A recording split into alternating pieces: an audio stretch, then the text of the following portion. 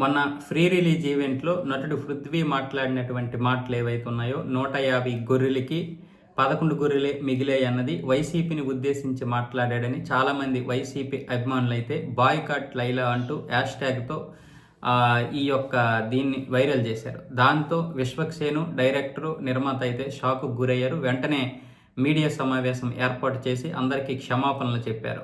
ఒక వ్యక్తి మాకు సంబంధం లేకుండా మాట్లాడాడు, మేము చిరంజీవి గారిని రిసీవ్ చేసుకోవడానికి వెళ్ళినప్పుడు జరిగినటువంటి సంఘటన ఇదంతా, దయచేసి మమ్మల్ని క్షమించండి, బాయ్కాట్ లైలా అని ఎవరు కూడా హ్యాష్ ట్యాగ్ చేయకండి అంటూ విజ్ఞప్తి చేశారు. అయితే దీని గురించి పృథ్వీ కూడా మాట్లాడారు.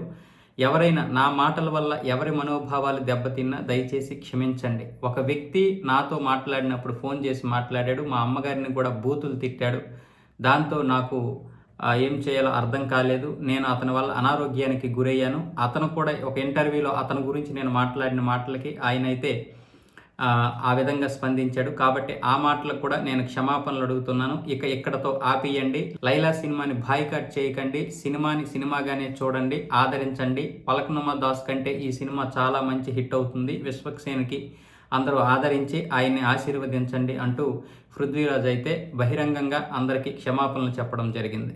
ఇంకెప్పుడూ కూడా నేను ఈ రాజకీయాల సినిమా విషయంలో మాట్లాడను. నన్ను ఇంతటి వాడిని చేసింది సినిమానే. కాబట్టి దయచేసి సినిమాని చంపేయకండి, సినిమాని రాజకీయాలకి ముడిపెట్టకండి. ఎప్పుడు కూడా వేదికలపైన రాజకీయాలు మాట్లాడనంటూ ఆయన మాట్లాడడం జరిగింది.